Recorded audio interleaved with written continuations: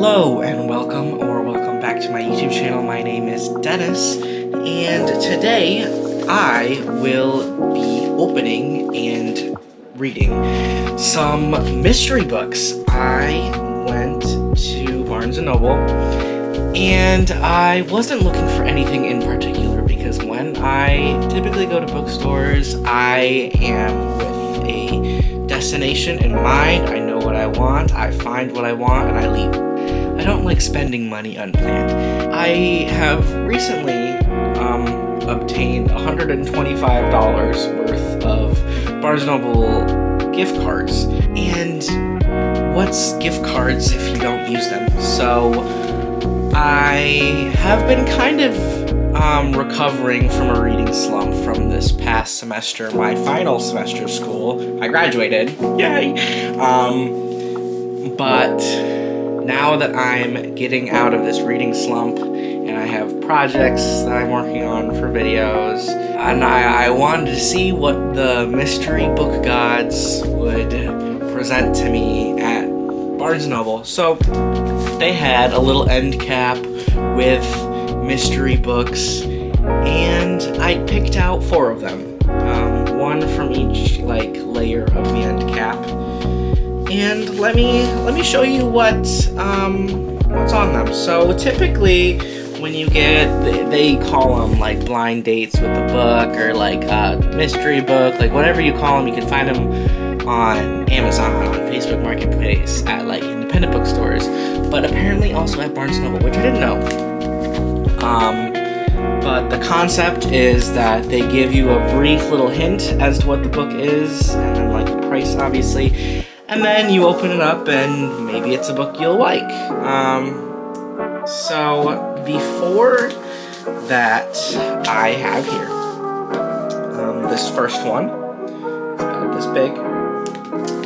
Isolated on his farm with his sick wife, the main character struggles to find happiness until his wife's cousin stays with them to help out, and he finds himself obsessed with her. Will he finally find happiness? Will it be with her? I'm getting drama, I'm getting romance, I'm getting love triangle, not something I typically read. Also pretty thin, but it seems like something that would have kind of a thicker plot. So I'm interested to see what this could be.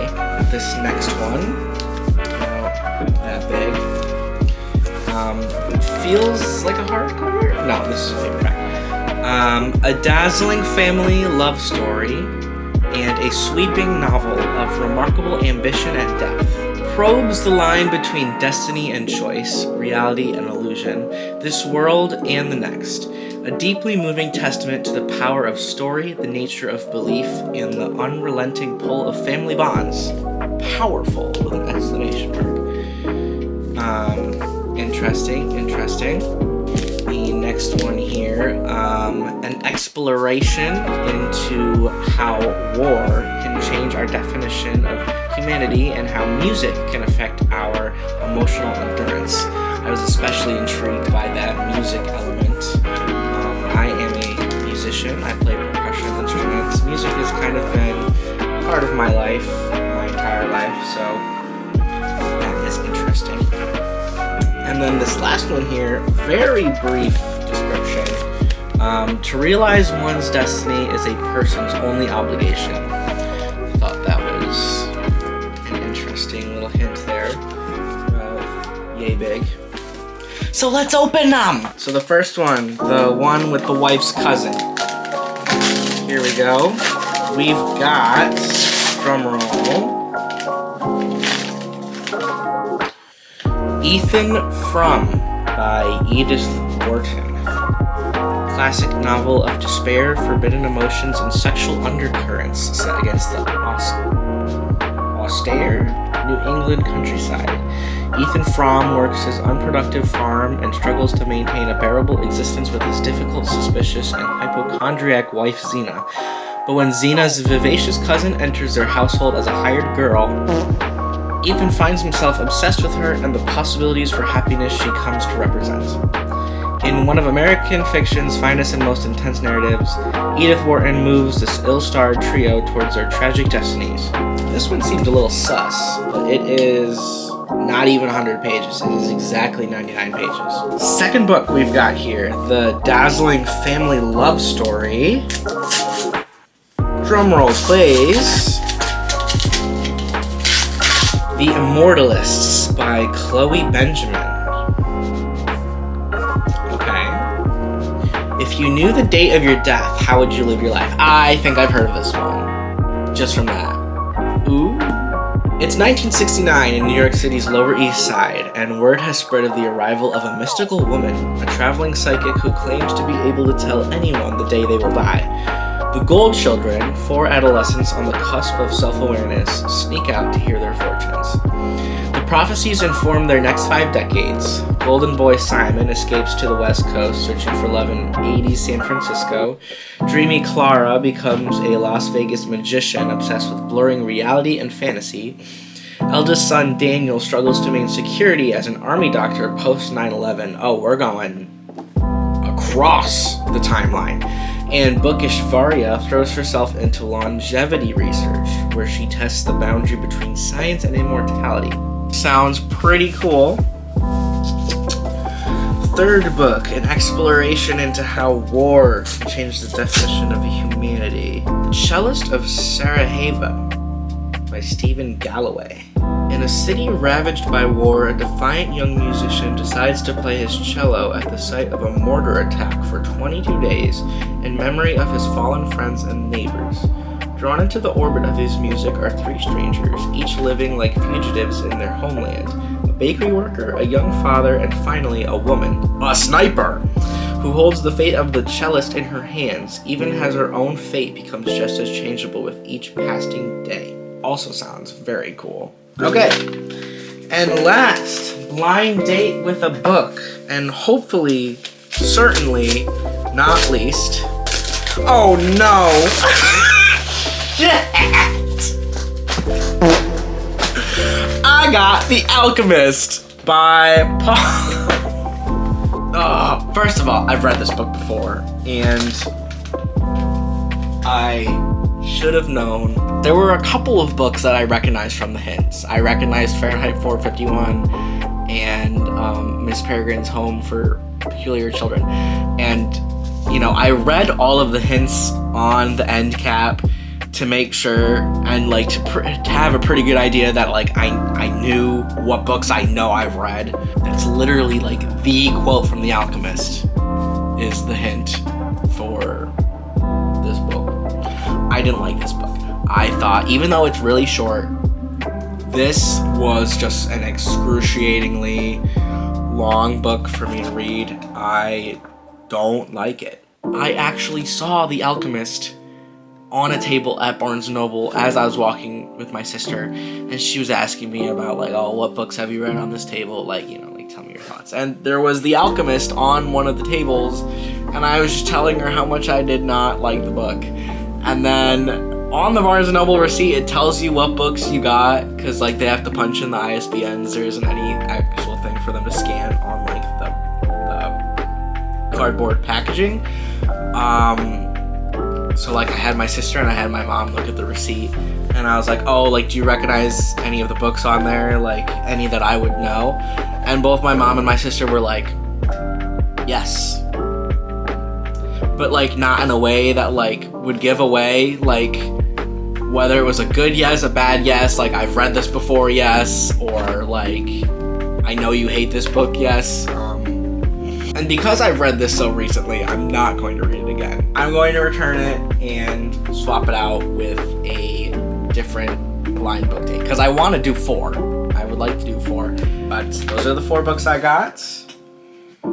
Very fun little mystery. Good morning, everyone. It is the next day.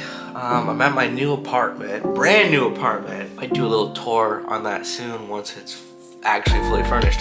But I'm in my big boy apartment, and I'm gonna go get some Dunkin' this morning, and I thought that I would bring Ethan Frome with me. It's literally 99 pages, so I thought it would be nice to maybe sit down, enjoy some coffee and avocado toast, and get some reading done before I drove back home with my parents.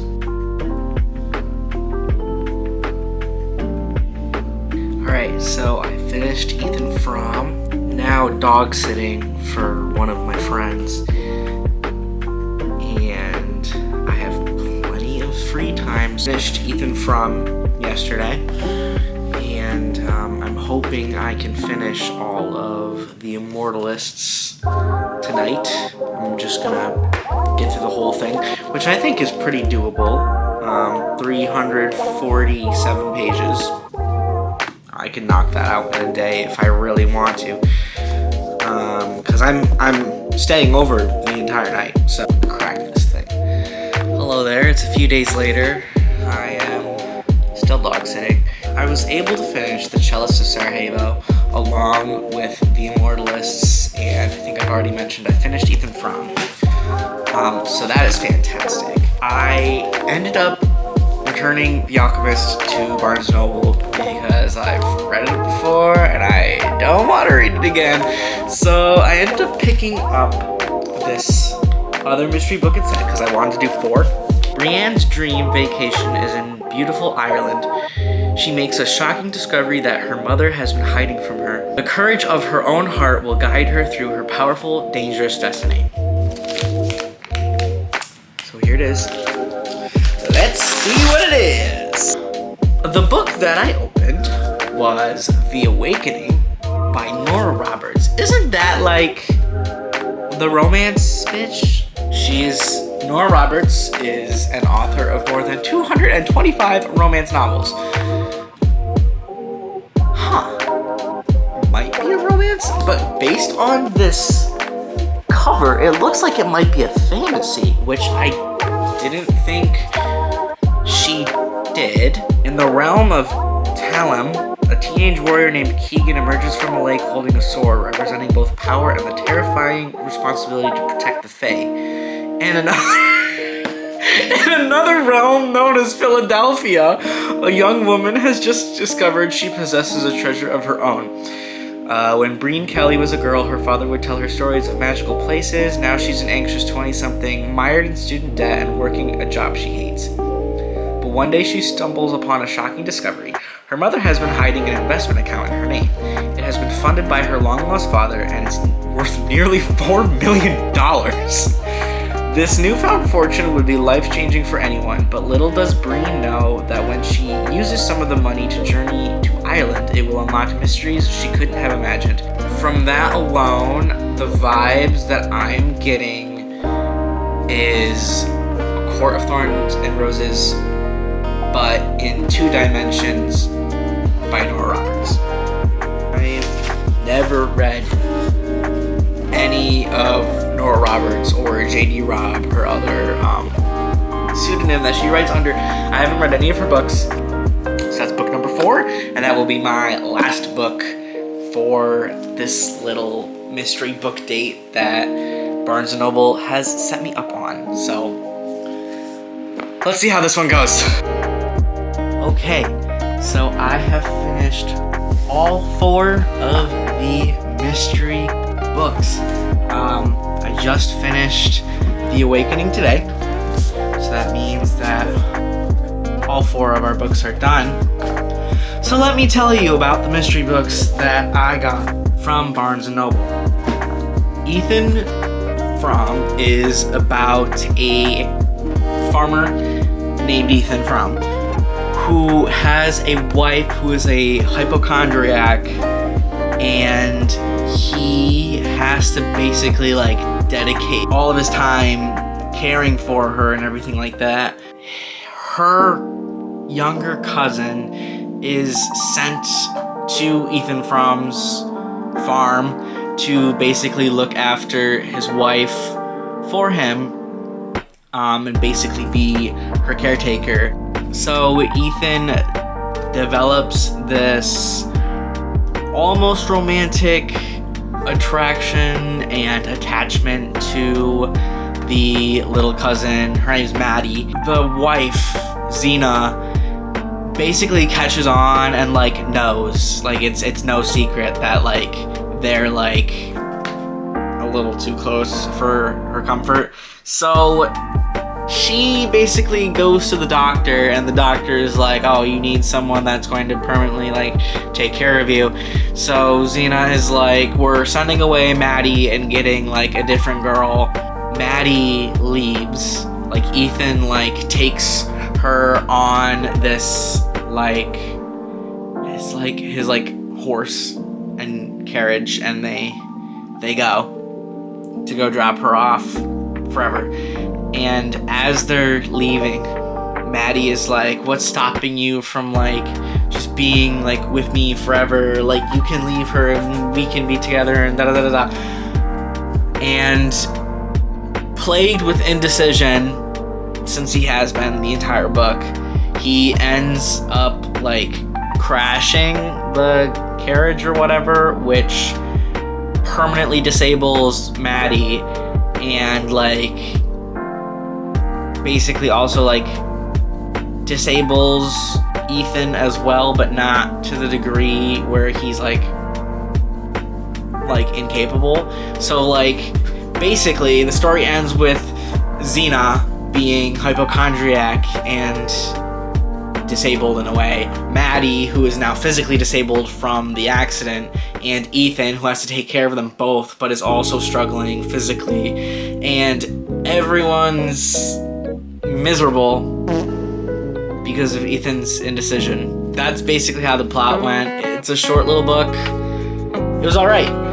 Second book that I read was The Immortalist by Chloe Benjamin. So we have 4 siblings who go to this woman who basically advertises that she will be able to tell you the date that you will die.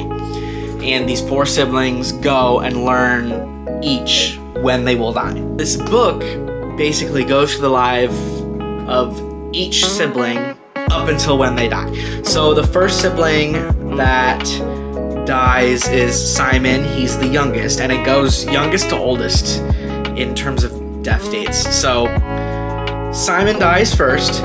He moved to San Francisco in the 80s during the HIV/AIDS crisis and comes out as gay, participates and finds himself with a new found family, like a new community, and contracts HIV and dies of complications from AIDS. Simon always knew that he was going to die young, but never told anyone when he died. So with the other 3 siblings, like, they don't know if Simon died on the day that the woman told him that he would die, but he does. The next sibling that dies is Clara. She moved to San Francisco with Simon. She's the next oldest, and she becomes a magician in Las Vegas who is like obsessed with magic and stuff like that because her grandmother, I think, was also like a magician and all that sort of stuff. So she becomes a magician, has a husband who is basically her like assistant on stage, and they have a daughter, but they become so big and everything. She has this one trick. One of her tricks that she always wanted to master was this one where she basically, I think from what is described, escapes from a noose. Like, escapes from her hanging herself. And on the day of her death, she attempts to do the trick and commits suicide, fails the trick. She died on the day that the woman told her that she would. So now you start to wonder, like, is this a self-fulfilling prophecy? Did Simon die and Clara die because they believed that they were going to die on their proposed death dates? Or was the woman actually right and actually like psychic and everything and knew that they were going to die on those days and was telling the truth? We don't really know. So then we move on to David's story. David is the next oldest. He is a doctor his whole storyline is him trying to figure out the whole mystery of, apparently there's this whole ring of these people who are committing like psychic and fortune-telling frauds, and this whole family is committing this fraud, but the one offshoot sister is not involved with this whole family but is related to them. But this sister was the one who told them the day of their deaths, but they were all committing like fraud, like real fraud. But like she's like not like on the run, but like is like not involved. So he kind of goes a little crazy and is convinced that like she's the reason that Simon died, she's the reason that Clara died. And what ends up happening on his day of death, in I want to say like his 50s, he finds where the fortune teller is currently, and like basically tries to interrogate her on his own, threatening her and stuff like that. Very scary stuff. He's like basically off the deep end at this point. I guess he's just trying to do his siblings like justice on his end, and the like detective in charge of this whole fraud case is in contact with David, and something tips off the detective, and the detective also finds the RV that the fortune teller and now David is in, and ends up shooting David because David is threatening to kill the fortune teller, even though technically the fortune teller is innocent. So basically it's a hostage situation, and the detective had to do what he had to do to save the hostage in question. David dies on his day of death. The last sibling that is left is the oldest sibling, named Varia. She is a researcher and a scientist interested in longevity research, and she was told that she would die in her old age, like 80s. So really, she doesn't have a whole lot that she has to worry about. But she becomes obsessed with, like, I guess not like finding the cure to aging, but trying to find a way to extend your life as long as possible. And she basically goes through miserable lengths to try and preserve herself. Her end of her chunk doesn't end with her dying. Or how I understood the ending of the book was she basically let go of the self-fulfilling prophecy of the fortune teller's fortune. Simon lived recklessly, or was deemed to live recklessly, and died of complications of AIDS. Carla attempted her fatal magic trick and ended up killing herself on her day of death. David, on his day of death, had that whole hostage situation going on, which caused his death. These deaths, even though they happened on their perceived day of deaths, you can kind of think of all of these situations as being avoidable. Varia goes against this, in my opinion, and takes back her narrative. And since she stopped working, has stopped focusing on this longevity research, she is kind of stopped obsessing over this day of death concept and broke away from that self-fulfilling prophecy. This one was a good book. Clearly, from how much I was able to tell you the plot in detail. I thought this was so cool. The concept was really cool. The drama. The third book that I read was The Cellist of Sarajevo. And this is loosely based on the life of a real man living in Sarajevo during the Bosnian War. There in, or I think 1992, 1993, there was this long conflict in the capital city of, I think it's the capital city of Bosnia.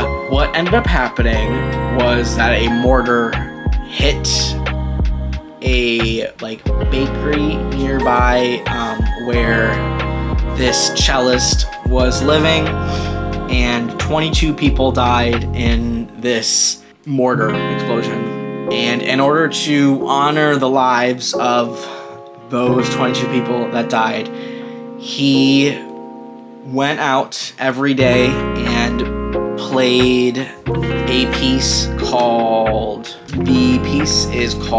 Adagio. There is war going on in this capital.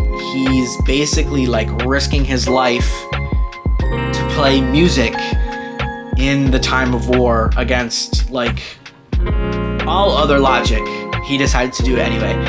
And that's the story of how music and how it can bring hope to the community of Sarajevo and can inspire you, and how war affects people. We have our real-ish character of the cellist. We have 3 other fictional characters that we follow as well. We have Arrow, who is a sniper who is tasked to basically protect the cellist from dying. We have a baker. His plot didn't really stand out to me. I didn't really care for it. And then we have a young father who his whole plot is him having to go get water. The conflict that's going on in the city, there is no electricity, there is no plumbing, there is no running water, so he has to go across town to go to a brewery and get fresh water for his family. I think that this was a very interesting book to read. I did like this book. This was a good story to read. I did appreciate it. It was good. And then we have our 4th and final book, which I finished today, The Awakening by Nora Roberts. Now, going into this book, I expected this to be more romance than fantasy because of what I know of Nora Roberts. I had never read any of her stuff before, so this was my first time reading her, and honestly wasn't bad. So this is about a woman named Breen. Her mother was hiding this huge investment account that is supposed to be in custody of Breen. That is money that is sent from her father from Ireland. This investment account totaled to $3.8 million. So when Breen finds this, she is working paycheck to paycheck, has a roommate. He was just a walking stereotype. It was, I liked him, but it was you could tell that it is just what Nora Roberts imagines a black gay man to be. Claims all this money for herself. She's like, freak you, mom. I'm gonna go to Ireland and find myself. She brings Marco, is her roommate and best friend forever. They go to Ireland together for the summer. He only stays for 2 weeks. She spends the whole summer there. They have this whole Ireland montage moment for the first third of the book. Ends up in this cottage while she's vacationing. Marco leaves. This puppy comes out of nowhere and leads Breen into the forest, where she crosses this tree and trips and falls into fucking fairyland. And she meets her paternal grandmother, so the mother of her father, who she hasn't spoken to in years. She's now 26. This is her first time even knowing that she has a grandmother. Meets her grandmother, and it is basically explained. I wrote this family tree out for myself, as I'm trying to figure this out. We have a family tree here. So we have our grandmother. Our grandmother is 50% fairy, 50% witch. And our grandfather, our evil grandfather, who is trying to kidnap and use all of Breen's power for himself, her grandfather is 100% God. So that makes her father, who is dead, 25% fairy, 25% witch, 50% God, okay? But her dad meets her mom, who is 100% human, and they have Breen, our protagonist, who is 50% human, 12.5% fairy, 12.5% witch, and 25% God. Are you with me? So this makes her this like freak of nature in this fairy realm, okay? And she's evading kidnapping from her evil grandfather who lives in a different, also magical realm. You might be thinking to yourself, Dennis, didn't you say this was supposed to be a romance? You're right, it is. We haven't gotten there yet. Our love interest is the now leader of this fairyland. His name is Keegan. So the lineage of leaders in fairyland goes as follows. So it went Breen's grandmother, and then Breen's father, and then Breen's father died. The next leader was Keegan, who is not related to Ian, Breen's father. So there is no incest going on in this book. Keegan's job is to teach Breen all these combat tricks, but he's like really aggressive. Like he's a dick. And like they never really like, there is not really any like hint of romantic interest, at least in my opinion, for most of this entire book. The first and really only time that they have any like romantic interaction here, I marked it, is on page 345 out of our 435 page book. Is the first time that they kiss, and then they immediately do other things. There was nothing leading up to this. This is just out of nowhere here, like that.